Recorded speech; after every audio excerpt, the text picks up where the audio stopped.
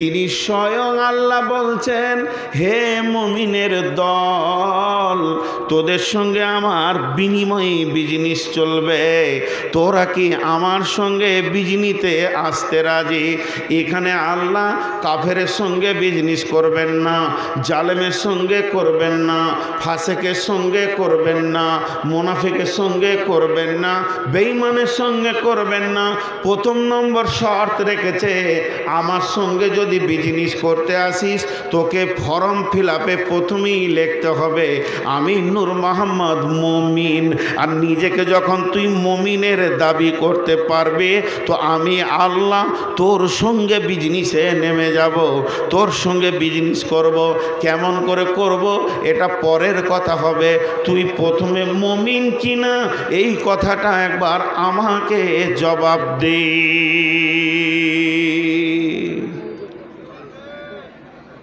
হ্যাঁ, বকে মরছি আমি, পানি খেয়েছিস তুই, কি ব্যাপারে? হ্যাঁ, আমি বকছি তুই পানি খেয়েছিস, তোকে ঘোর লেগে গেছে? খ্যাপা ইয়ং ছেলে। এখানে একটা উদাহরণ দিব, রাসূলুল্লাহ সাল্লাল্লাহু আলাইহি ওয়াসাল্লাম উদাহরণটা দিয়েছেন, আমার উদাহরণ দেওয়া নয়। আপনারা এক্ষুনি বিক্রি হবেন, 3 মিনিট পর আপনাদেরকে পুরা মজলিসটাকে আমি বিক্রি করে দিব। আর আপনারা বিক্রি হয়ে যাওয়ার পর আনন্দিত হবেন। মানুষ বিক্রি হওয়ার পর দুঃখিত হয়, কিন্তু আপনারা আনন্দিত হবেন। কিন্তু বিক্রি করার আগে রসুলের উদাহরণ দিচ্ছি, এই উদাহরণটা আমার নূর মোহাম্মদের ব্রেন থেকে নয়, এটা রসুলের ব্রেন। মুসলিম, মুমিন, বামানা মুসলিম। মুমিনের রূপটা কেমন হবে? একটা 5-7 কুইন্টলের উট, বিরাট উট। ওই উট হচ্ছে বন্য পশু, বর্তমানে সে গৃহপালিত পশু। তো উটের মাথা ছোট, তাও হালকা করে গলাতে একটা দড়ি দেয়, নাকে একটা ফুটিয়ে দড়ি দেয়, আর মুখে লাগাম দেয় যে 3টাকে একসঙ্গে জুড়িয়ে দিয়ে 2টো হয়, 2টোকে টেনে এক জায়গায় নিয়ে এসে একটা হয়, কিন্তু ওর 3 জায়গায় আবদ্ধতা। এখন ওই দড়িটা যে ছেলেটার হাতে আছে তার ওজন 50 কেজি। ও হলো 7 কুইন্টলের 14 ভাগের 1 ভাগ ছেলেটা। এখন শক্তিতে উটটা বেশি, ছেলেটা কম। তারপরেও ওই দড়িটা যখন ছেলেটার হাতে চলে আসে তখন উটের একটা বিবেক, বিবেচনা, উদ্দীপনা পশু হিসেবে যতটাই আছে, উটটা বুঝতে পেরে নেই যে এই বাচ্চাটাই আমার মালিক। আমার ব্রেনের আর কোনো মূল্য নাই, আমার যুক্তির মূল্য নাই, আমার বুদ্ধির মূল্য নাই, আমার তর্কের মূল্য নাই, আমি বিক্রি হয়ে গেছি, এটা আমার মালিক। ই ডানে টানলে ডানে যাব, বামে টানলে বামে যাব, সামনে টানলে সামনে যাব, পেছনে টানলে পেছনে যাব, আমি পরাধীন। বিশ্বনবী বলছেন, উটটি যেমন নিজেকে বিক্রি করে দিয়ে মালিকের অধীনস্থে নিজের জিন্দেগিটাকে ফেলে দেয়, স্বাধীন বলে সে কিছুই রাখে না, তার মালিক যেদিকে টানে সেই দিকে যায়। ওই উটটাকে আরবিতে মুসলিম বলা হবে, অখি মুমিন বলা হবে। মুমিনের গুণ হবে ওই উটের মতো। আপনারা সবাই আমার সঙ্গে একবার মুখ খুলেন, সবাই, কেউ মুখ বন্ধ রাখবেন না। কালেমা শাহাদাতের একবার সাক্ষী দিব সবাই। যিনি মুখ বন্ধ রাখবেন, আমি আল্লাহর ওপরে ভরসা করে বলছি, তেনাকে আমি মুমিন বলবো না। তিনি এর ভিতরে বসে আছেন অন্য কাস্ট, হিন্দু, বেঈমান। একটা ইমানদার কালেমা শাহাদাতের সাক্ষী ছাড়া থাকতে পারে না। একবার সবাই মহব্বতের সঙ্গে বলি, আশহাদু আল্লাহ, সবাই বলেন আশহাদু আল্লাহ ইলাহা ইল্লাল্লাহু ওয়া আশহাদু আন্না মুহাম্মাদান আবদুহু ওয়া রাসূলুহু। আর একটু সাউন্ডটা বাড়ান, জোরে বলেন আশহাদু আল্লাহ ইলাহা ইল্লাল্লাহু ওয়া আশহাদু আন্না মুহাম্মাদান আবদুহু ওয়া রাসূলুহু। আমরা বিক্রি হয়ে গেলাম, এক্ষুনি বিক্রি হয়ে গেলাম কার কাছে? না মাবুদের কাছে, আল্লাহর কাছে। যখন কোনো মুসলমান কালেমা শাহাদাতের সাক্ষী দিয়ে দেবে, ওর জান আর ওর মাল আর ওর থাকবে না। আল্লাহ বলছে আমি কিনে নিলাম, জান তোর হলো আমি কিনে নিলাম, মাল তোর সব আমার আয়ত্তে চলে এলো। এখন আমি তোকে বলবো, লিস্ট দিয়ে দিব, পর্চি দিয়ে দিব, তোর মালটা কোথায় কোথায় কোথায় খরচা হবে এবং তোর জীবনের সময়টা তিলে তিলে কোন জায়গায় ব্যয় করবে। আমার হুকুমের বাইরে যদি তুমি ব্যয় করে দাও তাহলে আমানতের খিয়ানতি হয়ে যাবে। আর কিয়ামতের মাঠে যেদিন আদালত চলবে সেদিন তোমাকে খিয়ানতকারীর দলে তোলা হবে। অতএব হে মুমিন, একটা মুমিন জন্ম থেকে মৃত পর্যন্ত স্বাধীনতা দেখতে পারে না, স্বাধীন কোনোদিন মুমিন হতে পারে না, আর মুমিন কোনোদিন স্বাধীন হতে পারে না। একটা মুমিনের পোশাক হবে আল্লাহ যেটা বলবে, একটা মুমিন চলবে আল্লাহ যেমন ভাবে বলবে। আল্লাহ দাঁড়াতে বলেনি, ওই জায়গায় দাঁড়ানো যাবে না। আল্লাহ কোরআনে বলেছেন ফালা তাকরাবা ওয়ালা তাকরাবু ফাহিশা মা জাহারা মিনহা ওয়া মা বাতান। হে মুমিনের দল, যেখানে প্রকাশ্যে এবং গোপনে কাবিরা গুনাহ হয়, যেখানে তাস চলছে, যেখানে জুয়া চলছে, যেখানে মদ চলছে, যেখানে প্রকাশ্যে সুদ চলছে, যেখানে রান্ডিরা প্রকাশ্যে হেসে খেলে দুলে দুলে হাসছে, যে জায়গায় অবাধ মিলামিশা চলছে, একটা মুমিন ওই জায়গায় দাঁড়িয়ে তার জীবনের 5টা সেকেন্ড ক্ষয় করতে পারে না, যেহেতু তার সেকেন্ডগুলো আল্লাহ কিনে নিয়েছে। কিসের বিনিময়ে কিনেছেন? জান্নাতের বিনিময়ে কিনে নিয়েছে। মুমিন যদি তুমি ওই জায়গায় ব্যয় করে দাও, আল্লাহর সঙ্গে চুক্তিটা তোমার কেটে যাবে, তুমি জান্নাতে যেতে পারবে না, তোমার সময় সেকেন্ডগুলো আল্লাহর রাস্তায় ব্যয় হবে। অতএব আজকের যেমন অবাধ মিলামিশা চলবে, ওয়ালা তাকরাবা, আল্লাহ তাআলা বলছেন ওয়ালা তাকরাবু হাযিহি সাজারাতা। আল্লাহ তাবারাক ওয়া তাআলা বলছেন, হে মুমিন তুমি শুনে নাও, ওই জায়গায় তুমি দাঁড়িও না। কুল তাআলাউ আতলু মা হাররামা রাব্বুকুম আলাইকুম আল্লা তুশরিকু বিহি শাইআ ওয়া বিল ওয়ালিদাইনি ইহসানা ওয়া লা তাকতুলু আওলাদাকুম মিন ইমলাকিন নাহনু নারযুকুকুম ওয়া ইয়্যাহুম ওয়া লা তাকরাবুল ফাওয়াহিশা মা জাহারা মিনহা ওয়া মা বাতান। খবরদার, প্রকাশ্যে এবং গোপনে যেখানে গুনাহ চলবে, মুমিন তোমাকে যেন ওই জায়গাতে পাওয়া না যায়।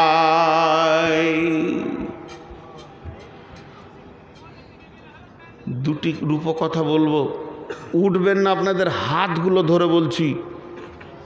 আমি দুর্বল হয়ে গেছি আমতলার ওপরে, আমি জানি না নিজে, আমি আমতলাতে একটা অক্ষরও পড়িনি। 1 মিনিট প্রসঙ্গবিহীন দুটি কথা বলে নি। হযরত মাওলানা শওকত সাহেব, আল্লাহ তার জান্নাত নসিব করুন, কবরকে নূরে মানওয়ার করে দেন।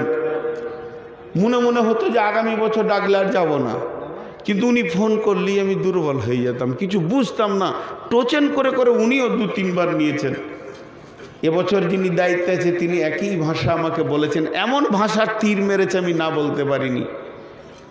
মৌলানা সাহেব ডাকতেন, আসতেন, আমি ডাকলে আসবেন না, কি বলবো। তিনিও মহব্বতের সঙ্গে ডেকেছেন। তো আজকে আমি বকে এসেছি ইসলামপুরে, ওখান থেকে চুরি করে এসেছি। আর ওখানকার আমি ছাত্র, যার যত গাল দেওয়ার ছিল দিয়ে নিলে আমাকে, যা ব্যবসা কর গা, টাকা লিগা, কিন্তু কে জানে, চুপচাপ এসেছি। তো আজকে আমি প্রাণ খুলে দুটি কথা বলবো, আপনারা মন দিয়ে শুনেন। আর 10টা মিনিট আপনারা টাইম দেন, আপনাদেরকে গভীর একটা জায়গায় নিয়ে যাব, আশা করছি আল্লাহকে সাক্ষী রেখে।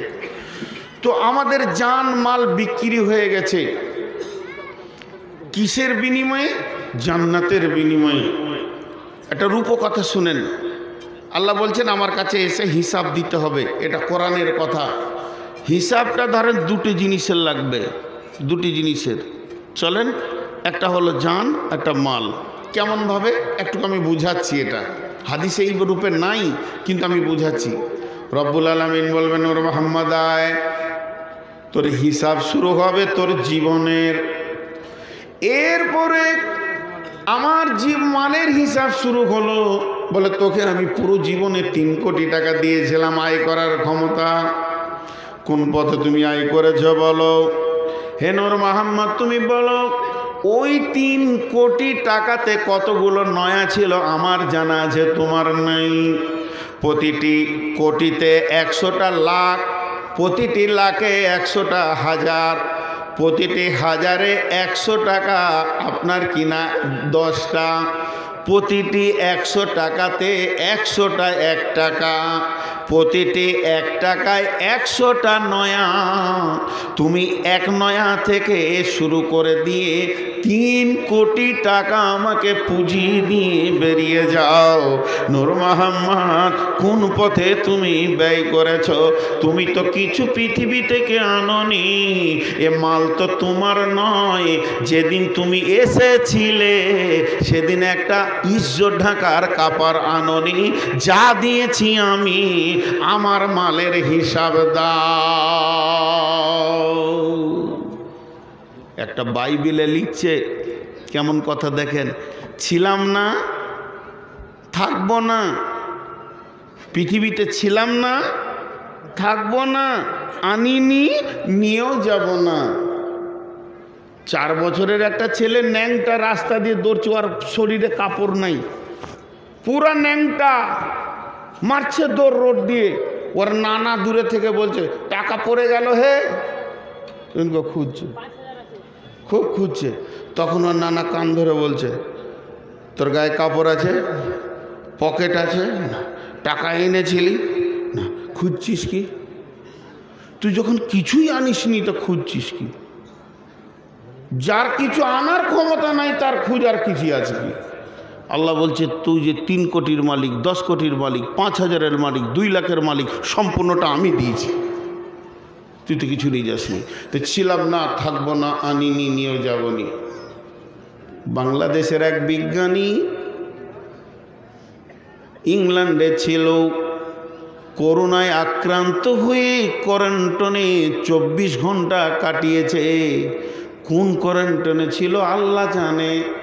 তার একদিনের 24 ঘন্টার খরচা হয়েছে 72 লক্ষ টাকা। 72 লক্ষ টাকা বাংলাদেশ মানি খরচা হয়েছে। সে কোটি কোটি বিলিয়ন মিলিয়নের ডলার।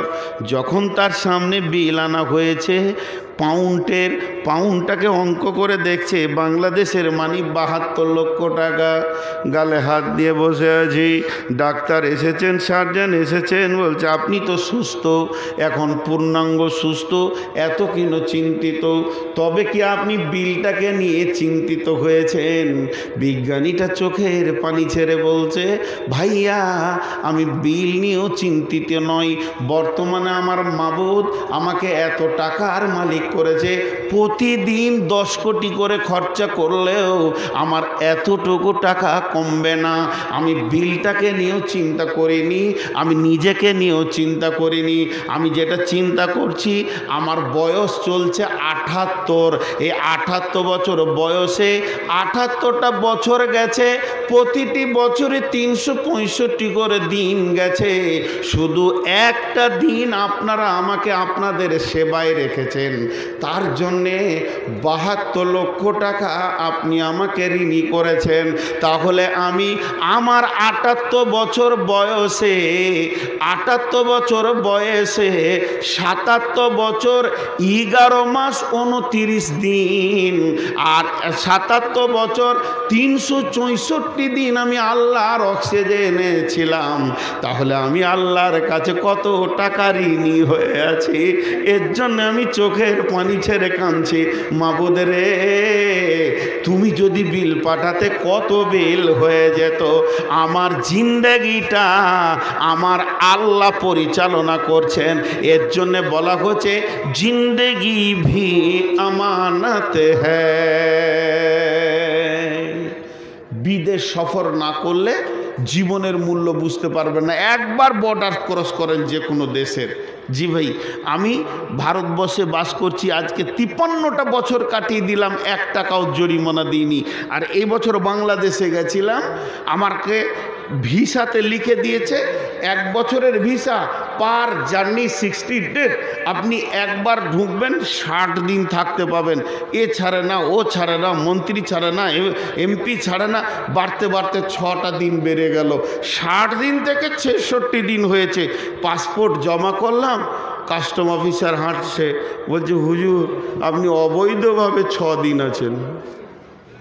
দেশের মজা বুঝবেন তখনই, অবৈধ 6 দিন আছেন, করেন, স্লিপ দেন, জরিমানা করলো 1200 টাকা প্রতিদিন 200 করে। তাহলে আমার যে ভিসাটা 60 দিনের দিয়েছিল, ওর থেকে 1 মিনিট পেরিয়ে গেলে আমাকে জরিমানা দিয়ে উঠে আসতে হলো সেই দেশ থেকে। এটা হলো পৃথিবীর আইন। তো আজ আমি পৃথিবীতে কদিন ক সেকেন্ড থাকবো, আমি কটা শ্বাস নিব, এটা আমার আল্লাহ নিজে পরিচালনা করছে। তাহলে আমার পৃথিবীতে চলার পেছনে আমার মাবুদের একটা বড় খরচা চলছে, বড় খরচা চলছে। আমার 2টা চোখে 25,000 করে 50,000 লেন্স আছে, 50,000 কর্ড আছে, 2টা কানে 15,000 করে 30,000 মাইক্রোফোন আছে, আমার মাথার মেমোরি চিপসটা আছে, পশ্চিমবঙ্গকে 15 পাক দেওয়া হবে। আমার আমার আমার জিভে 1.5 লক্ষ কোষ দিয়ে আমার আল্লাহ আমাকে খাওয়াচ্ছেন। তারপর আমার ভিতরে পাকস্থলী, সে মেশিন দিয়ে পিসছে, আমার হাড়গুলো এখনো ঠিক আছে। এই যে সারা বছর আমার দেহ আমার নিয়োজিত লেগে আছে, এর ব্যাপারেও আল্লাহকে হিসাব লাগবে। ইন্না ইলাইনা ইয়াবাহুম সুম্মা ইন্না আলাইনা হিসাবাহুম। যেমন আমার টাকাটা এক নয় করে লাগলো, আমার আল্লাহ বলবেন নূর মোহাম্মদ তোকে আমি 70 বছরের জীবন দিয়েছিলাম, প্রতিটি বছরে 365 ছিল দিন, আর একটা দিনে 24 ঘন্টা ছিল, একটা ঘন্টাতে 60টা মিনিট ছিল, একটা মিনিটে 60টা সেকেন্ড ছিল। তুই আমাকে 1 মিনিট 1 সেকেন্ড করে 70টা বছর পুজিয়ে দিয়ে কোথায় কাটিয়েছিস চলে যাবে। এখন ধরেন আজকের হিসাবটা আমি দিতে শুরু করেছি।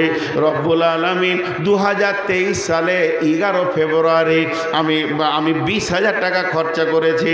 আমি ইসলামপুর মাদ্রাসায় দিয়ে দিয়েছি 15,000, রাস্তায় কিছু ভিখারিকে দিয়েছি 2,000, তাহলে আর হয়ে গেল রইল 3,000। এরপর আমি আমতলা মাদ্রাসায় গেলাম, জলসা চলছিল, দিয়ে দিলাম 2,000, তাহলে আর আমার 1,000 আছে। আল্লাহ বলছে চল তারপরে কি করেছিস বল।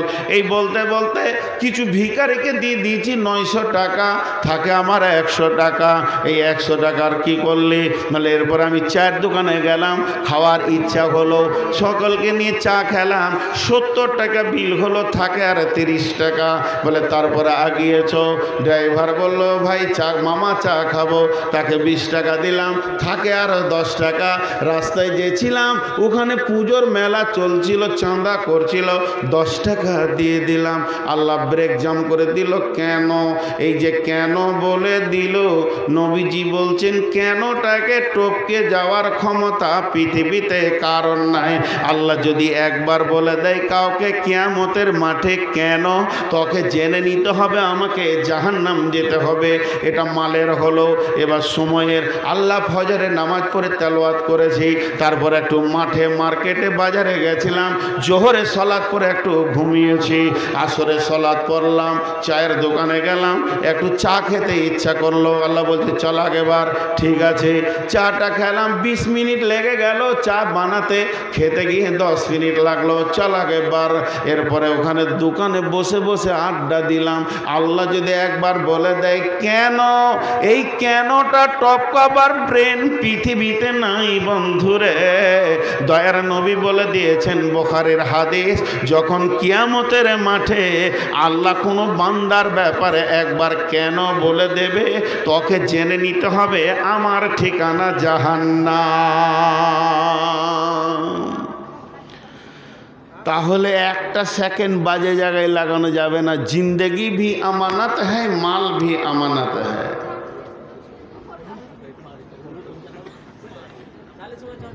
আরে ভাই, জালসার মঞ্চে জালসা হচ্ছে না, নাটকের মঞ্চে জালসা হচ্ছে, দুরুম দারুম দুরুম দারুম লেগেই আছে পিছে তোদের। আমি যতক্ষণ জালসা করব 1 কাপ চা নিয়ে আসবি না এখানে, আমি নিজে খাবো না, কাউকে খেতেও দিব না। এখানে 12 জন চা খাবে, আর যারা টাকা দিচ্ছে ওরাই খেতে পাবে না। যে এলো চষে, সে রয়েছে বসে লাড়া কাটাকে ভাত দে থেসে থেসে। এক কাপ চা আনবি না এখন, আমি চলে যাব, তারপরে যা খাবে খাবে সব। জি ভাই, আমি আপনাদেরকে গোছিয়ে কত দূর নিয়ে আসলাম। প্রতিটি সেকেন্ডের হিসাব লাগবে, প্রতিটি নয়ার হিসাব আল্লাহকে লাগবে। আর আল্লাহ বলছে তোদের মাল আর জানকে আমি কিনে নিয়েছি কিসের বিনিময়ে? জোরে বলেন, কিসের বিনিময়ে? জান্নাতের বিনিময়ে। তো যে জান্নাত যাবে সে জান মাল আল্লাহকে দিয়ে দেবে। কেমন করে দিবে? মাল লাগবে না জান লাগবে? জি ভাই, এখন আমাদের ইমান কেমন দেখেন, জালসা করতে হচ্ছে, জালসা করে বলতে হচ্ছে টাকা দেন, টাকা বাবজি টাকা দেন। আবার এখানে উনি লম্বা করে কে কত 200 500 200 300 বেনামি 200 500, ওটা যদি না শোনাই তাহলে ওকে বাঁশ ভরে দেবে। আমারটা কেন বললি না? কেমন দাঁতা দেখেন, ও কি সাদে বলছে জানের ভয়ে বলছে। সাহাবীদের চরিত্রের দিকে একবার আগিয়ে যায়। জি ভাই, ভাবা যাবে না, কল্পনায় আনা যাবে না, ব্রেন কাজ করবে না। সাহাবীদের চরিত্রের দিকে যদি আগে যায়, ওই চাদরওয়ালা এটা আমার মার্কেট, চল আমি আদায় করব, একটু গরম হতে দে বাপ, ফ্রিজে যদি ভরিয়ে রাখবি তাহলে লোহাটা কেসতে হবে কখন? 10টা মিনিট আমি কথা বলি, আমি যখন পাঠাবো তখন যাবি তো মানুষের দিল বললে বেশি পাবি। জি ভাই, আমি একটু পাগলা আছি, কিছু মনে করিয়েন না, হুঁশ বুদ্ধি কম তো, লেখাপড়া কম, পুঁজিপাটটাও কম। তো একটা জায়গা খেয়াল করেন, আপনি মালের স্বাধীনতা নন, জানের স্বাধীনতা নেই,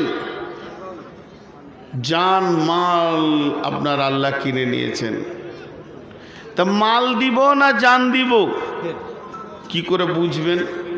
যারা ড্রাইভার, ড্রাইভারের কথা বাদ দেন, ছাতা আছে বগলে, ছাতাটাকে ফুটাতে হবে, ওটা কেউ মাইকে বলবে না পজিশন দেখেই ফোটাতে হবে? হ্যাঁ, যখন পানি পড়তে লাগবে তখন জালসা করতে হবে না, ফটাসকে ফুটিয়ে দেবে। পানি পড়তে লাগলেই ফোটাবে। আবার যদি পানিটা ডান দিকে মারে তো ছাতাটা ওইদিকে অটোমেটিক আসবে, জালসা করে বলতে হবে না, ও ছাতাওয়ালা এখন পানিটা ডান দিকে আসছে, ওদিকে তুমি দাও, বলতে হয়। এদিকে হুঁশ আছে। বিয়ে পড়িয়ে দিয়ে শ্বশুর বাড়ি যাওয়ার কথাকে বলতে হয় জালসা করে, হেড মৌলানা বলে আছে শ্বশুর বাড়ি যাও না, হ্যাঁ বলে না, ঠিক টাইমে টাইমে টিপ মারছে, ও সব হুঁশ আছে, খালি মাদ্রাসায় কখন টাকা দিতে হবে ওইটা ভুলে গেছে, জালসা করে বলতে হচ্ছে। চলেন, দক্ষ ড্রাইভার ওই যে রাস্তা দেখে বুঝে নেই গাড়িকে কোন গিয়ার দিতে হবে। দক্ষ ড্রাইভার ওই যে রাস্তা দেখে বুঝে নেই গাড়িকে কোন গিয়ার দিতে হবে। দক্ষ প্রেমিক ওই যে বিবির মুখ পানে তাকালে বুঝেলাই বিবি কি চাইছে, কাপড় লাগবে না ওষুধ লাগবে। দক্ষ প্রেমিক ওই যে বিবির মুখ পানে তাকালে বুঝে লিবে কাপড় চাইছে না ওষুধ চাইছে। দক্ষ প্রেমিকা ওই যে স্বামীর দিকে তাকালে বুঝে লিবে আমার স্বামী এখন ঘরে ডাকছে না মার্কেটে ডাকছে। এগুলো মুখ দিয়ে বলার কথা নয়, তেমনি আল্লাহর প্রেমিক যে হবে তার বিবেক বলবে এখন কি আল্লাহ চাইছে। আল্লাহ তাবারাক ওয়া তাআলা এরই জন্য বলেছেন ইকাতিলুনা ফি সাবিলিল্লাহি ফায়াকতুলুনা ওয়া ইকতালুনা ওয়া'দান আলাইহি হাক্কান ফিত তাওরাতি ওয়াল ইনজিলি ওয়াল কুরআন। আর প্রয়োজন হলে তুমি জান দিয়ে দাও, প্রয়োজন হলে তুমি জান নিয়ে নাও, আর প্রয়োজন হলে তুমি জান দিয়ে দুনিয়া থেকে চলে যাও।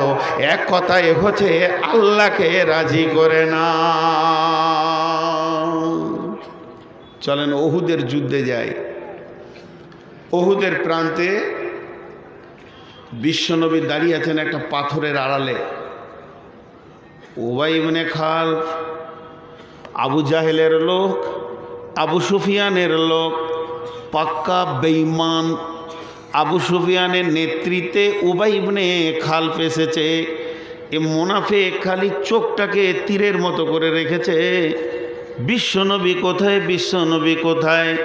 দেখে ফেলেছে একটা পাথরের আড়ালে উনি দাঁড়িয়ে রয়েছেন।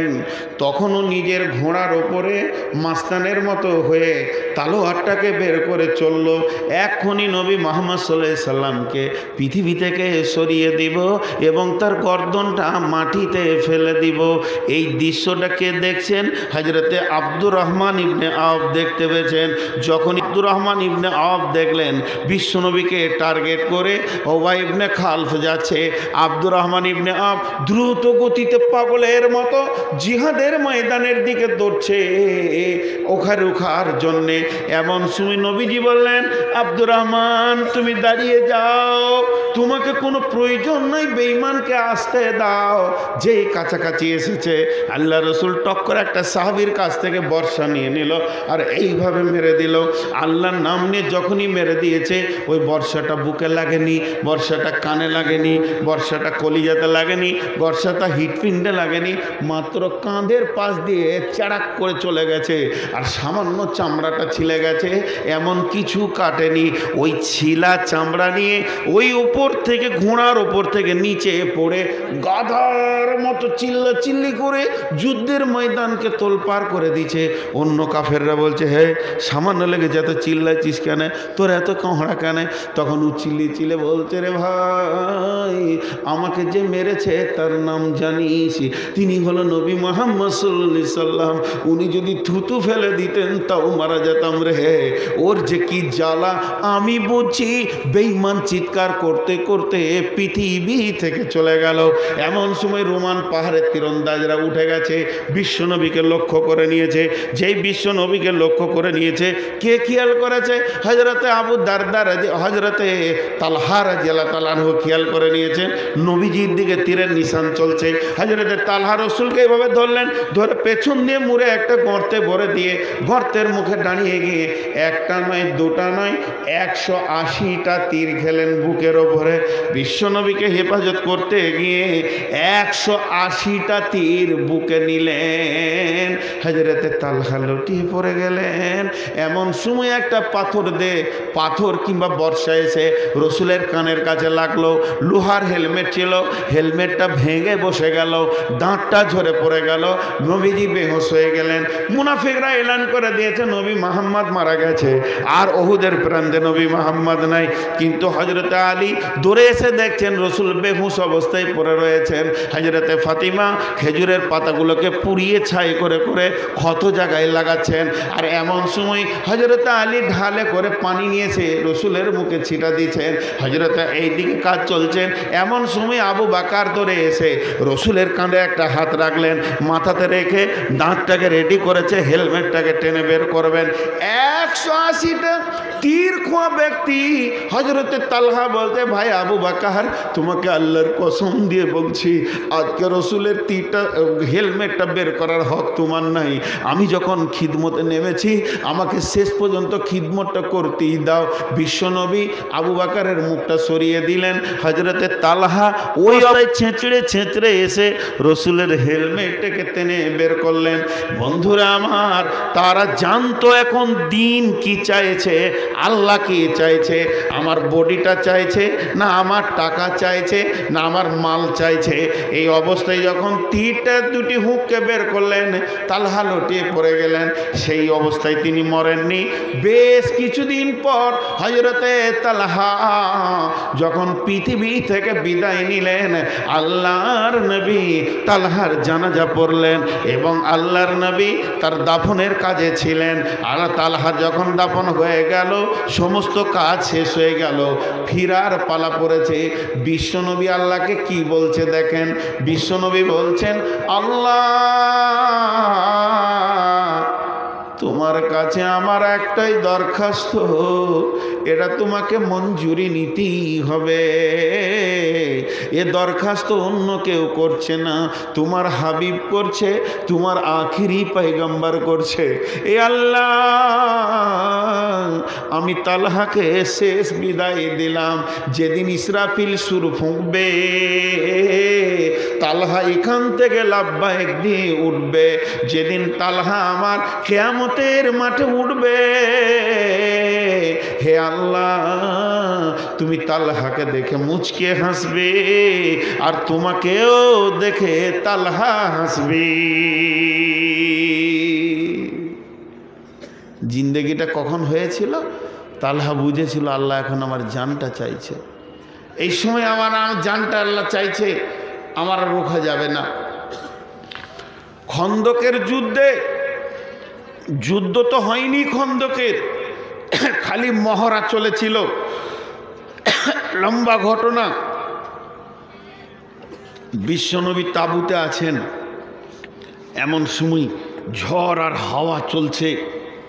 বিশ্বনবী তাঁবুর পাশে বসে আছেন, আর হজরতে সাদ বিন আক্কাস রাদিয়াল্লাহু তাআলা আনহু এতগুলো তালোয়ারকে একসঙ্গে বেঁধে নিয়ে গিয়ে আঁধারে তাঁবুর কোণে নামাচ্ছে। ছড়াক করে শব্দ উঠল। নবীজি বলছেন, কে গো, সাদ নাকি?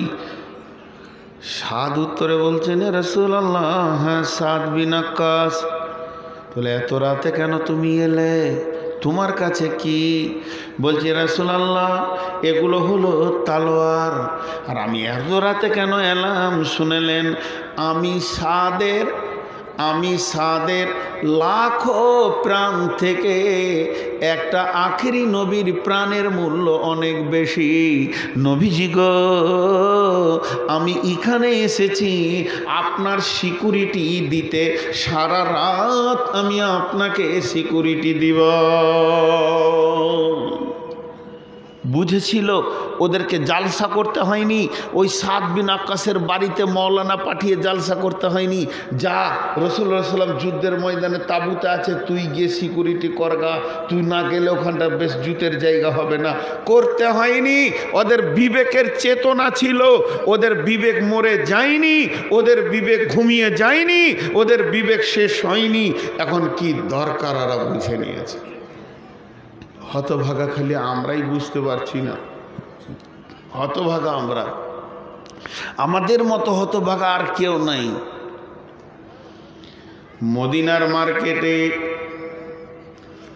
হযরত ওসমান গনি রাদিয়াল্লাহু তাআলা আনহু মাদ্রাসার কালেকশন করছে নাকি? মাদ্রাসা? এই কোথাকার তুমি? ওকে কেন দিচ্ছেন মাদ্রাসা কালেকশন দিয়েছে? রাস্তায় যাবো, অনেকগুলো লোক আছে, সেখানে যাও তুমি। আমি তালবিলিম বলে হটাইলাম, ওর উপর ঢুকেছে, 1 টাকা দেবেন না, আদত খারাপ হয়ে যাবে। রাসূলুল্লাহ সাল্লাল্লাহু আলাইহি ওয়াসাল্লাম সবসময় দান করতেন, যে আসতো তাকেই দিয়ে দিতেন নাকি? এটা মাদ্রাসার একটা জালসা চলছে, সেখানে যদি ভিখিরি 50টা ঢুকিয়ে দেয় তো কী অবস্থা হবে? যাও তুমি, যাও ওইদিকে যাও, বিশাল মেলা চলছে, মেলাতে চলে যাও। দেখেন, মুসলিম জাহানের 3য় খলিফা হযরত ওসমান গনি রাদিয়াল্লাহু তাআলা আনহু নিজে গেছেন গম বিক্রি করতে মার্কেটে, লোক পাঠায়নি। নিজে প্রাইম মিনিস্টার, প্রধানমন্ত্রী, তিনি গেছেন গম বিক্রি করতে। তো গমের বস্তাটাকে খুলে দাঁড়িয়ে আছে, পাইকার রাস্তা বলছে, কত নেবে জি, দাম কি লাগবে জি? আর উনি খালি একটা ভাষা ব্যবহার করছে, একটু ঘুরে আসেন, বাজারটা উঠুক, একটু ঘুরে আসেন, বাজারটা উঠুক, একটু ঘুরে আসেন। এই বলতে বলতে বলতে বলতে এটা হলো গম পটি, আলু পটি, পেঁয়াজ পটি, এটা হলো কাপড় পটি, ওইটা হলো মাছ মাংসের পটি, এক একটা পটি থাকে। তো যে পটিতে হযরত ওসমান দাঁড়িয়ে আছে, ওই পটির একদম খোলা রাস্তা দিয়ে দেখা যাচ্ছে মরুভূমির ভিতরে বহু দূর থেকে একটা দল আসছে। সেই দলটা কেমন? তাদের ভিতরে নারী আছে, তাদের ভিতরে পুরুষ আছে, তাদের ভিতরে শিশু আছে, তাদের ভিতরে বৃদ্ধ আছে, এবং তারা কখন খেয়েছে জানি না। তাদের পেটগুলো ঢুকে আছে, চোখগুলো ঢুকে গেছে, গালগুলো ঢুকে গেছে, হাড়গুলো বের হয়ে গেছে, গায়ে তাদের তেল নাই, মাথাতে চিরুনি নাই, তেল নাই, তাদের খাবার তেল কিছুই বোঝা যাচ্ছে না, উস্কো খুস্কো চুল, পূর্ণাঙ্গ কাপড় নাই, খালি ইজ্জতটা ঢেকে আছে। ওই অবস্থায় ওই পটিতে ঢুকছে। এই দৃশ্যটা দেখে হযরত ওসমান গনি রেডি হয়ে গেলেন, এসো বাবা, এরা ভিক্ষা করতে আসছে, এরা হাটবারে কেউ বেচবে, কেউ কিনবে বেচবে, আর এরা এসে হাটে ভিক্ষা করবে, ভিখারিরা ভিক্ষা করবে। কিন্তু ওই পটিতে যখন ঢুকে গেল, হযরত ওসমান বলছে, বাবা তোমার গামছাটা পাতো, তোমরা কজন, লাও, তোমরা বাবু লাও, তুমি পাতো, লাও, দেখি তোমার জায়গাটা, লাও, এই লাও, দেখি আর এক প্যাকেট নিয়ে এসো, লাও, এই প্যাকেট নামাও, এটা শেষ, আর এক প্যাকেট নামাই, লাও। দিতে দিতে দিতে দিতে সমস্ত গমগুলো শেষ হয়ে গেল। আর যখনই গমগুলি শেষ হয়ে গেল, তখন কি হলো, পাইকাররা এসে বলছে, নবীর জামাতা ওসমান, এটা কোন ধরনের ব্যবহার? আপনি হলেন একজন রসুলের সাহাবী, আপনি রসুলের জামাই, আবার মুসলিম জাহানের খলিফা, আপনি হলেন মদিনার প্রধানমন্ত্রী, এত বড় কাজ কেমন করে করলেন? ওই গরিবগুলো ক টাকা আপনাকে দিয়েছে, কতটা মূল্য দিয়েছে যে ওদেরকে আপনি মালটা দিয়ে দিলেন? আর আমরা হলাম এলাকার বড় বড় ব্যাপারী, আমরা বড় বড় পাইকার, আমাদেরকে কেন দিলেন না? হযরত ওসমান উত্তরে বলছে, বন্ধুরে শোনো, আমি ওদেরকে বিক্রি করিনি, এই মালটা বিক্রি করেছি আমার আল্লাহকে। আল্লাহ তাবারাক ওয়া তাআলা আর সঙ্গে আমি বিজনেস করেছি। ইন্নাল্লাহা আশতারা মিনাল মুমিনিনা আনফুসাহুম ওয়া আমওয়ালাহুম বিআন্না লাহুমুল জান্নাহ। সাহাবীদেরকে ওয়াজ নসিহত করতে হয়নি? আমাদের ঈমান দুর্বল, এই জন্য ওয়াজ নসিহত করে করে গরম করতে হচ্ছে। মাঝে এই বিষয়ের ওপরেই 2 মিনিট একটা আলাদা কথা বলে নিচ্ছি। সেটা কি? বিষয় একই। আপনাদের এই আমতলা এলাকায় কলমে লেখালেখি আছে? আছে? বেটিদেরকে ফাঁকি দিয়ে বেটাকে লিখে দিলে জমি জায়গা আছে? বড় বেটাকে ফাঁকি দিয়ে ছোটকাকে মেরে দিলে ঘরটা আছে? জি, আল্লাহ তাবারাক ওয়া তাআলা বলছেন, তোর তো মাল লয়, তুই লিখবি কি করে কার কতটা মাল? আমি যে ফারাইজটা তোকে দিয়েছি কোরআনে, এইটাকে তোকে ফলো করে চলতে হবে। কেউ যদি কোরআনের ফারাইজকে মেনে না নিতে পারে, নিজের ব্রেন দিয়ে সে যদি অন্যকে জমি লিখে দেয়, মেরাসের ভিতরে, ওয়ারিসের ভিতরে লিখে দেয়, তার মানে সে পরোক্ষভাবে আল্লাহকে বলল, আল্লাহ তোর বিবেক বিবেচনা কম, তুই ভালো করে কাকে কি দিতে হয় জানিস না, তোর থেকে আমি বেশি বুঝি, অতএব আমি ঠিক করে নিলাম। প্রথমে বেঈমান কোরআনকে অস্বীকার করলো, দ্বিতীয় বেঈমান কোরআন মানল না, তৃতীয় বেঈমান আল্লাহর দেওয়া মালের অপব্যবহার করলো। আর বিশ্বনবী বলছেন, ওয়ান আনাস রাদিয়াল্লাহু তাআলা আনহু কল কলা রাসূলুল্লাহ সাল্লাল্লাহু আলাইহি ওয়াসাল্লাম, মান কাতা মিরাসা ওয়ারিসিহি কাতা আল্লাহু মিরাসাহু ইয়াউমাল কিয়ামাতি ফিল জান্নাহ। পৃথিবীর বুকে যদি কেউ কারো মিরাসকে কেটে একজনের আর একজনকে কলম চালিয়ে লিখে দেয়, তো আল্লাহ তাবারাক ওয়া তাআলা ওই একই ডেটে ওর জান্নাতকে কেটে ওকে দিয়ে দেবে। অতএব মাল এমন একটা জিনিস বন্ধুরে, আল্লাহর দেওয়া আইনের বাইরে কিছুই করা যাবে না, যাবে না, যাবে না। আরে উঠছে কেন? হ্যাঁ, উঠিয়েন না ভাই, উঠিয়েন না। উঠবো নিয়ত করলি, আপনার মনটা যদি একবার বলে এবার উঠলে হতো, তো ইবলিশ 100 বার বলবে ওঠ ওঠ, আবার কেন ওঠ, অনেক শুনেছিল, তুই তো নামাজ পড়বি না, তো ওঠ। জিলাপি টিলাপি খাগা, ঘর যা, ছেলে পিলে আছে, চলে গেল। তো উঠিয়েন না, এই দিনটা আসবে না আমাদের প্রতিদিন, কিন্তু আপনাদের তো একদিন, এই দিনটা আসবে না, উঠিয়েন না। চলেন জান মাল মিলিয়ে দেখেন তবুকের যুদ্ধটাকে নিয়ে কোরআনে অনেক কথা এসেছে, অনেক কথা। তার মধ্যে তবুকের যুদ্ধে একটা বিরাট ঘটনা ঘটেছিল। বিশ্বনবী তবুকের যুদ্ধে প্রস্তুতি তৈরি করছে, সাজো, সৈন্য সাজো, হঠাৎ বেরোতে হতে পারে। আর তবুকটা কোথায় জানেন? তবুকটা বর্ডারের ধারে, যেমন আমাদের দেওনাপুর দিয়ারটা বাংলাদেশের ধারে, তবুকটা সৌদি আরবে পশ্চিম উত্তরে একবারে জর্ডানের বর্ডার, ওই ধারে তবুকটা। মদিনা থেকে কম করে 1700 কিলোমিটার দূর, 1700 কিলোমিটার। আপনার ফারাক্কা থেকে কলকাতা 400 হবে, আমি 400ই ধরছি। তাহলে 4 দুগুণে 8, 8 দুগুণে 16। এই ফারাক্কা থেকে একবার কলকাতা গিয়ে ঘুরে আসা, আর একবার কলকাতা গিয়ে ঘুরে আসা, যে 16 হলো। যে আবার বহরমপুর যাওয়া, এত দূর।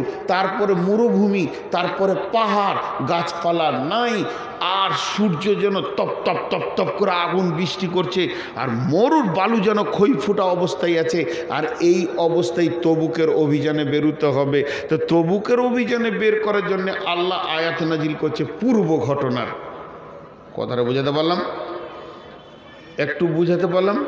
মানে আজকের জালসাতে কোনো ছেলেকে বলছে যে বাবা বক্তাকে নিয়ে এসো ফারাক্কা থেকে, তো কুচুমুচু করছে, যাবে কি যাবে না। তখন হেড মৌলানা বলছে গত বছরে যে এনেছিল তাকে এই সম্মানই দেওয়া হয়েছে, তখনও বেরিয়ে গেল। তাহলে গত বছরের ঘটনা আজকে শোনানো হলো।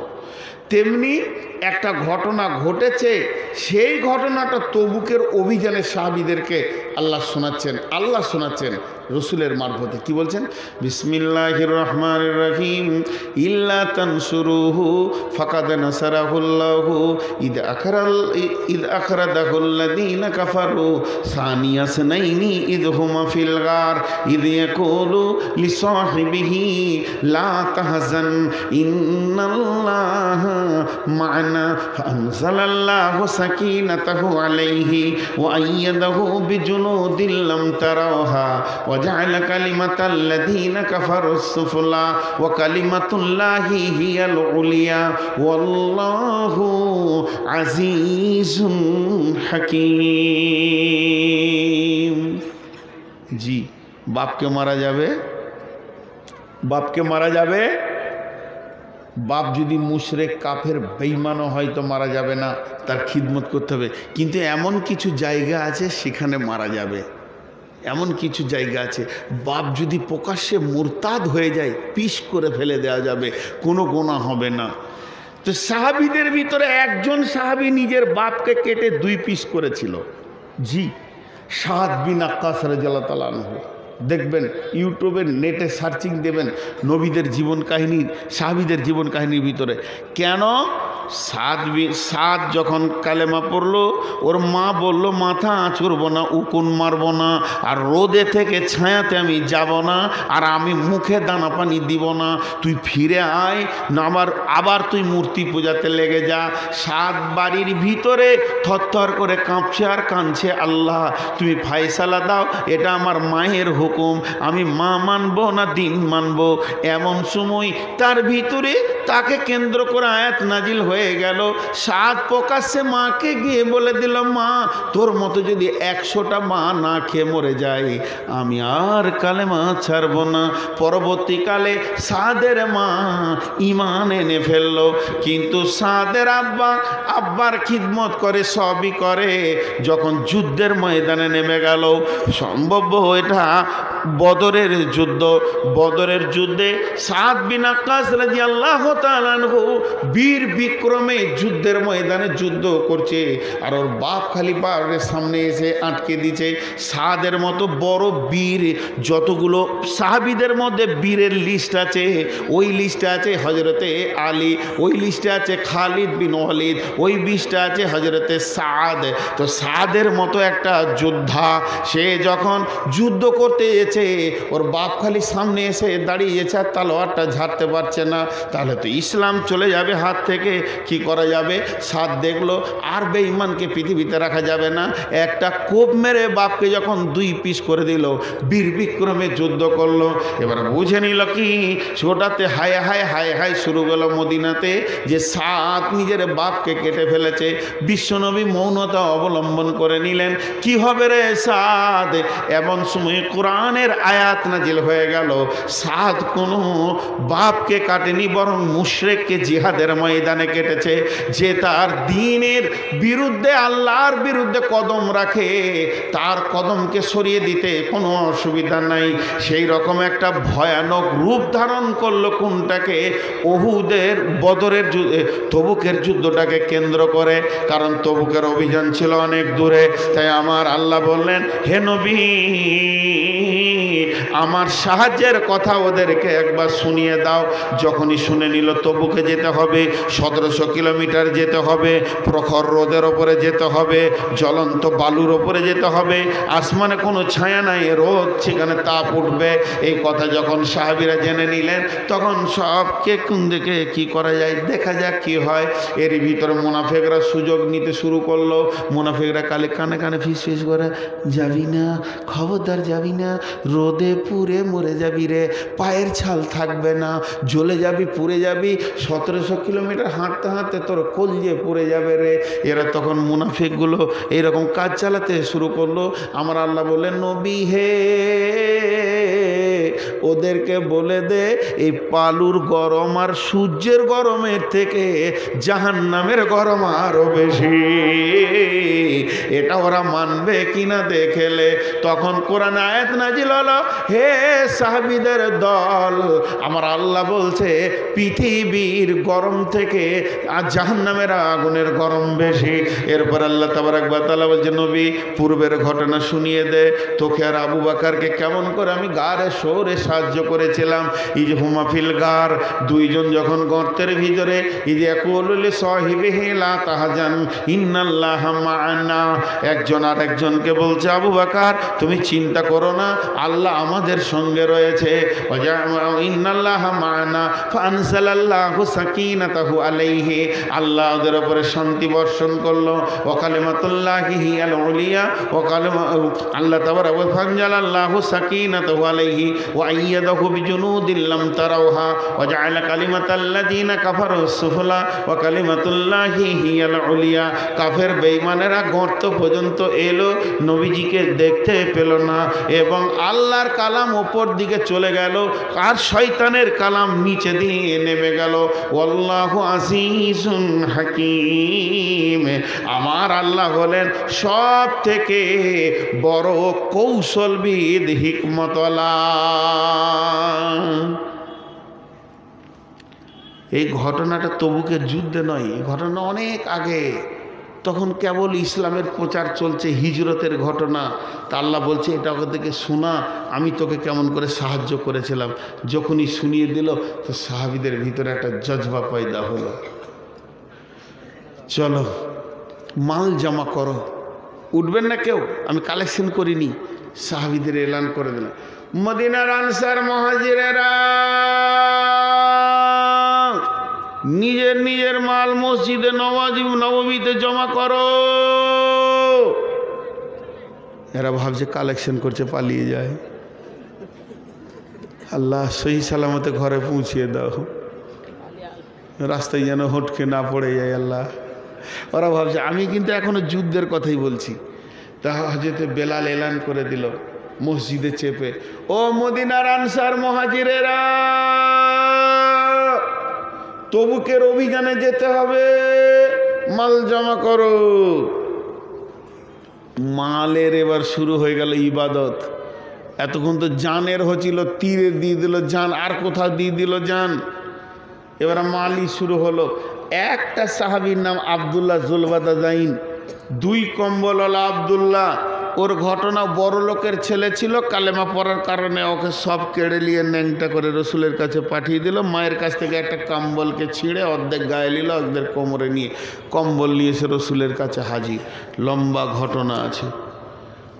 বাপ আর চাচা মিলে, 2টা বাপের একটা সন্তান, মানে চাচা বাঁধা ছিল, অনেক টাকার মালিক। ও যখন বেঈমান ছিল তখনও ওর দান করা অভ্যাস ছিল। কেউ যদি বলতো যে আমার অসুবিধা, লে কত লিবি, লে এলে যা চলে যা, পকেটে হাত বতো দিত, যা চলে যা। সেই আবদুল্লাহ জুলবাদাজাইন কোটিপতি ঘরের ছেলে, এখন 2 দিন 3 দিন 5 দিন খেতে পায় না, আসাবে সুফাদের সঙ্গে থাকে। তার 2টি কম্বল ছাড়া আর কোনো সম্বল নাই। নিচেটা খুলে দেবে তো পাছা নাঙ্গা হবে, গায়েরটা খুলে দেবে তো গা চলে যাবে। এদিকে মসজিদে নববীতে মালের ঢেরি চলছে, ওদিক থেকে একটা লাইন লেন, হুজুর এটা আমার মাল, এটা আমার মাল, ইয়া রাসূলুল্লাহ এটা আমার মাল, ইয়া রাসূলুল্লাহ এটা আমার মাল। এদিকে শিশুতে দিচ্ছে, বৃদ্ধতে দিচ্ছে, জওয়ানে দিচ্ছে, সকলে দিচ্ছে। মেয়েদের লাইন আলাদা পড়ে গেছে। মেয়েরা কানেরগুলোকে তাড়াতাড়ি করে খুলছে, নাকেরগুলোকে খুলছে, হাতেরগুলোকে খুলে নিয়ে এসে, ইয়া রাসূলুল্লাহ এটা আমার মাল, নবীজিকে দোয়া করে দেবেন, আল্লাহ আমাদেরকে জান্নাতের অলঙ্কারে সাজিয়ে দেবে, এ মাল দরকার নাই। মালের ঢেরি পড়তে শুরু করেছে, যার যা আছে সে জমা করছে। আবদুল্লাহ ওই কম্বলওয়ালা, ও খালি উঠছে একবার করে আবার বসছে, উঠছে আর বসছে, মানে ওর ভিতরটা বেচাইনি শুরু হয়ে গেছে। কেন গো, ওর দান করা অভ্যাস ছিল, এখন কিছুই নাই। এটা দিয়ে দিলে তো ন্যাংটা হয়ে যাব, এটা দিয়ে তো গা খালি হয়ে যাবে, কী দিব রে, আবার বসছে।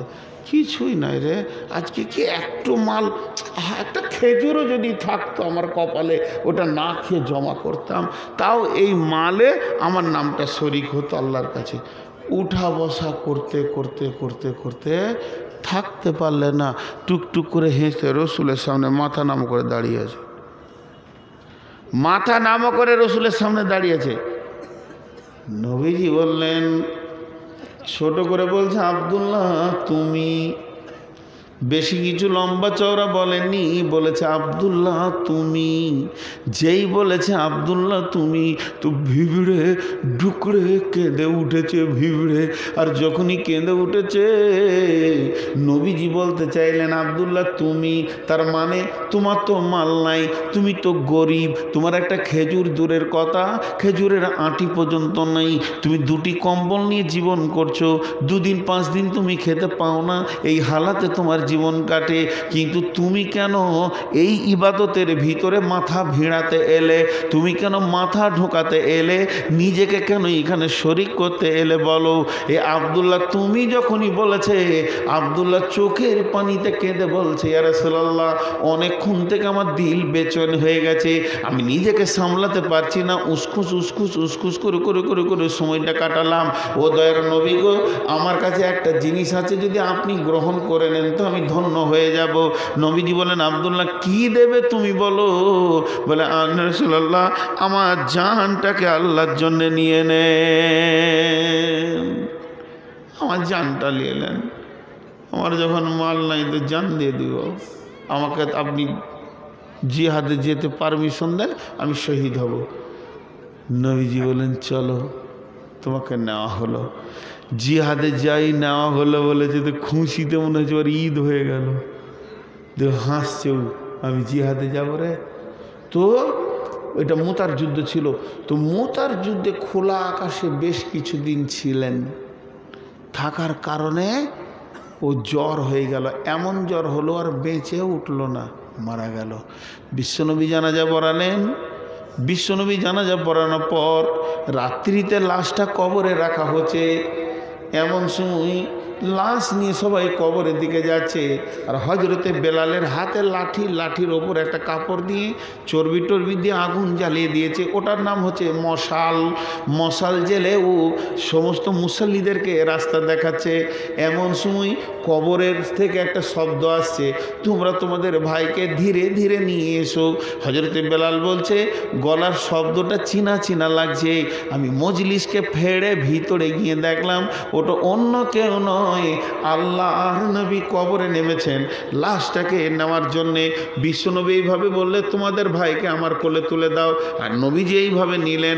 কেউ বলছে কবরে রাখা দাফনের পর, কেউ বলছে না হাতটাকে আসমানের দিকে করে দিলেন। নবীজির ক্ষমতা 360টা পুরুষের ক্ষমতা ছিল ওনার শরীরে।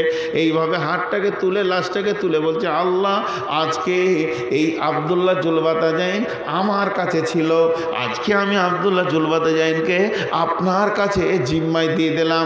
আমার জিম্মায় ছিল, আপনার জিম্মায় দিয়ে দিলাম। ও দয়াল মাবুদ গো, আমি তোমার হাবিব একটা ছোট দরখাস্ত করছি, আমার দরখাস্তটা মঞ্জুরি করে নিও। আজকে রাত্রিতে এই পর্যন্ত এই সেকেন্ডে আমি আব্দুল্লাহর ওপরে রাজি ছিলাম, তুমিও রাজি হয়ে যাও। এই জীবনগুলো কি? এই জীবনগুলোর মূল্য কি? জি, আমরা আজকে ইসলামও বুঝি না, আমার জানটা কোথা লাগাবো এটাও বুঝি না, আর আমার মালটা কোথা লাগাবো এটাও বুঝি না। আমাদের বোধ ক্ষমতা ব্রেন থেকে উড়ে চলে গেছে। জি, আর আমরা খালি বুঝি কি, চারিদিকে মাথার চুলগুলোকে নেড়া করে লাও, আর মাথার মাঝে লম্বা চুল রেখে লাও, আর লেড়কিড়ি পেছনে ঘুরে বেড়াও। তিনটে জেনে রয়েছে, কিন্তু আমরা নিজেদেরকে শরীয়তের আবদ্ধতায় আনতে পারছি না। জি, যদি কেউ একটা উল্টা পাল্টি কিছু বলে তো পেছন থেকে বলবে, মার ওকে মার, যত টাকা লাগে দিব। মার্ডার করার জন্য টাকা দিবে, মার না রে, মার, ওর চোপাতে লাত মার, যত টাকা লাগে দিব। কিন্তু আল্লাহর কালাম পাকের জন্য এরা টাকা দিবে না। নীরব বিপ্লব, নীরব জিহাদ। জি, নীরব জিহাদ। আজ আমার জান আমার লয়, আমার মাল আমার নয়, এ জান মাল আমি আল্লাহকে দিয়ে দিয়েছি। জি ভাই, অতএব আমি আপনাদের সামনে অনেক কথা বললাম, দীর্ঘ 1.5 ঘন্টা হয়ে গেল, 1.5 ঘন্টা হয়ে গেল। তো আমি বায়ান ছাড়িনি, আমি আপনাদের সামনে ছোট ছোট কয়েকটি ঘটনা বললাম। আর একটা ঘটনা আপনাদের সামনে তুলে ধরি, এখান থেকে আপনাদের চেতনার দরজাটা যদি একটু খুলে চলে যাবেন না আল্লাহর গোলাম রসুলের উম্মত। একটা যুবক আসলেন, এসে রসুলকে বলছেন, ইয়া রাসূলুল্লাহ, আমি কয়েকদিন ছেলে মেয়ে নিয়ে ফ্যামিলিতে খেতে পাইনি, কিছু আছে তো দেন। নবীজি বলছেন, বাইতুল মালে কিছু নাই সোনা, যা ছিল সব শেষ। ইয়া রাসূলুল্লাহ, আমি অনেক ক্ষুধার্ত আছি, উঠিয়েন না ভাই, উঠিয়েন না। নবীজি বলেন, এক কাজ করো, তুমি আমার জামাই ওসমানের বাড়িতে যাও। যখন ওসমানের বাড়িতে ওই ব্যক্তিটা গেল, এবার দরজায় ধাক্কা দিবে, কলিং বাজাবে, আর ওসমান বেরিয়ে আসবে। যেই দরজায় ধাক্কা দিতে গেছে, এমন ভিতর থেকে একটা সাউন্ড আসছে। সাউন্ডটা কি? হযরতে ওসমান তার বিবিকে বকছে, আর বিবিটাকে জানা মানা আপনার আমার ঘরের মেয়ে নয়, রসুলের বিটি উম্মে কুলসুম, রসুলের মেয়ে উম্মে কুলসুম, রসুলের কলিজার টুকরা উম্মে কুলসুম, একে বকছে কে না? রসুলের জামাতা ওসমান। কি বলছে? তুমি খেপি, তোমার হুঁশ নাই, জ্ঞান নাই, তুমি মোটা বুদ্ধি মেয়ে, তোমার কোনো জ্ঞান বুদ্ধি বলে নাই। একটা চেরাগ, একটা প্রদীপ জ্বাললেই তো যথেষ্ট হয়ে যায়, তুমি কেন 2টি প্রদীপকে জ্বেলেছ বলো? ওকে বকার অপরাধটা কি? কোনো মাল নষ্ট করে দেয়নি, বিরাট কিছু ক্ষতি করে দেয়নি, বড় কিছু গুনাহ করেনি, শুধু একটা প্রদীপ একটা চেরাগে কাজ চলে যাবে, রাতটা 2টি জ্বেলে দিয়েছে, এর জন্য ওকে বাঘের হুঙ্কারের গর্জন দিয়ে বকছে। এই যুবকটা মনে মনে করছে, ওরে আল্লাহ, যার ঘরে দুটো চেরাক জ্বললে এত বকে, তা সে আবার আমাকে দান করবে? সে আমাকে দান করবে? নিজের বিবিকে বকছে, রসুলের বেটিকে বকছে, দান করবে? ও হাত গুটিয়ে সুরসুর করে পালিয়ে এলো। রসুলের কাছে সে মন খারাপ। তোমাকে কি দিয়েছে ওসমান? ওসমান ফের কি দিবে? মামলা খারাপ চলছে, ঝামেলা, দুটো চেরাক জ্বালানো নিয়ে আপনার বেটিকে বকছে। নবীজি বলেন, যাও, এবার হয়ে গেল বিপদ, কারণ এটা হুকুম রসুলের, এবার মানতে হবে। গেল, ওসমানকে ডাক দিলে, তো কি হলো? বলে, আমাকে রসুল পাঠিয়েছে, আমি কদিন খেতে পাইনি। বলে, দাঁড়াও। টুকরি করে মাল নিয়েছে, একবার দুবার তিনবার দিলে তো গামছায় বেঁধে নিয়ে বলে, বাস বাস বাস। এবার ওই যুবক বলছে, রসুলের জামাত ওসমান, আমার মনের ভিতরে একটা প্রশ্ন আছে, আপনাকে করবো। বলছে, আমাকে প্রশ্ন কেন করবো? রসুল বেঁচে আছে যে। বলে, এটা আপনার ব্যাপার। বলে, বলো। বলে, মালটা আমি একবারে পাইনি, দুবারে পেলাম। হ্যাঁ, আমি তো কাউকে ফিরিয়ে দিইনি। বলে, হ্যাঁ, আমি ফিরে গেছিলাম, আপনি ফিরাননি। বলে, কেন? বলে, আমি যখন প্রথমবার এসেছিলাম, দুটা প্রদীপ জ্বেলেছে, এর জন্য আপনি বিবিকে বকছিলেন, তো আমার মন বলছে ও দান করবে, পালিয়েছিলাম। কিন্তু এখন তো দেখছি আপনি অনেক দান করেছেন, তো বিবিকে বকছিলেন কেন? এটা আমার বুঝে আসছে না। হযরত ওসমান বলছেন, একটা হলো দান করা আর একটা হলো খরচা করা। একটা হলো দান করা, একটা হলো খরচা করা। একটা হলো দান করা, একটা হলো খরচা করা। আর কিয়ামতের মাঠে একটা হলো হিসাব দেওয়া, একটা হলো হিসাব নেওয়া। তা আল্লাহ তাবারক ওয়া তাআলা কিয়ামতের দিনে হিসাব লেনদেন করবে।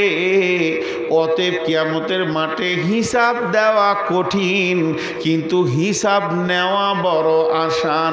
এর জন্য আমাকে দান করতে ভালো লাগে, খরচা করতে ভালো লাগে না। আমি যেটা খরচা করব, এটার হিসাব আল্লাহকে আমাকে দিতে হবে, আর আমি যেটা দান করব, ওইটার হিসাব আল্লাহ আমাকে ঘুরিয়ে দেবে। অতএব কিয়ামতের মাঠে হিসাব নেওয়া আসান, দেওয়া কঠিন। এর জন্য আমাকে দান করতে ভালো লাগে, কিন্তু খরচা করতে ভালো লাগে না। উঠিয়েন না, আপনাদের হাতগুলো ধরে আমি 10টা মিনিট সময় চেয়ে নিচ্ছি, 10টা মিনিট মাত্র। কেউ আছেন? একটা 5,000 টাকা দেবেন, আপনার নাম আমি প্রচার করব না। কেন দেবেন সেটাও চুপ থাকেন। এই ছেলেরা জাতরে বাপ চাদর নিয়ে, একটা নাম প্রচার করব না। যারে বাবা চাদর 2-3টে ঢুকো, প্রাণ খুলে একবার দেন। আর যাকে দেবেন ওকে বলবেন যে, আল্লাহ, আমার এই নিয়তে তোকে দিছি। আমি আল্লাহর উপরে ভরসা করে বলছি, আপনার নিয়ত পুরা হয়ে যাবে। কোন আল্লাহর গোলাম আছেন 5,000 টাকা দেনেওয়ালা, 2,000, 1,000, কোনো নাম না বলে এখানে নামিয়ে দিয়ে যান দেখি। আল্লাহর গোলাম রসুলের উম্মত কে আছেন? আসেন।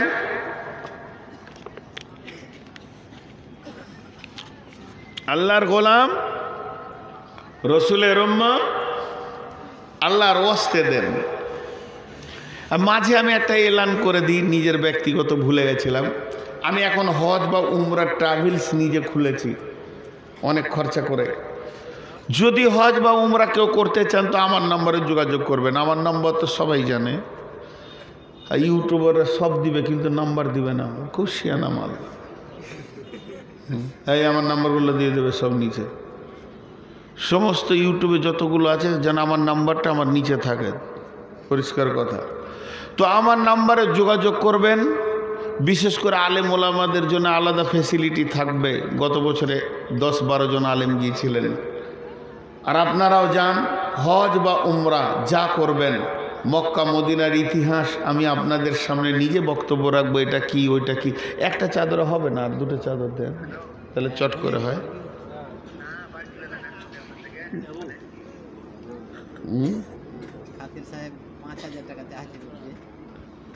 না আসতে বলেন। কে? সাবিক সাহেব তো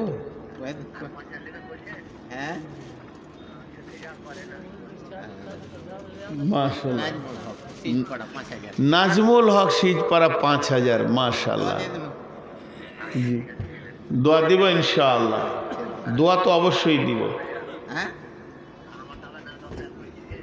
ও ওই আব্বাসুদ্দিন নামে 10,000 ওই ও আগে আগে আগে করেছে। আর কেউ আছেন এখানে 5,000 দেনেওয়ালা? ঠিক ঠিক আছে। আপনাদের বক্তা নিয়ে আসেন, নাজমুল ভাই, বক্তা নিয়ে আসেন। আমি 10-এ ছেড়ে দিয়েছি, শরীর চলছে না, আজকে ডবল হয়ে যাবে, মাথা ঘুরছে।